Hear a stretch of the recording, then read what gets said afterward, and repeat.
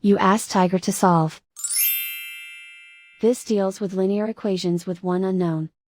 The final result is x equals -25. Let's solve it step by step. Group all constants on the right side of the equation. Subtract 10 from both sides. Group like terms.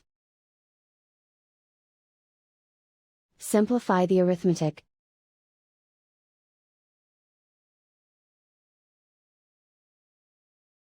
Isolate the x. Multiply both sides by 5. Group like terms. Multiply the coefficients. Simplify the fraction. Simplify the arithmetic. And so the final result is x equals -25.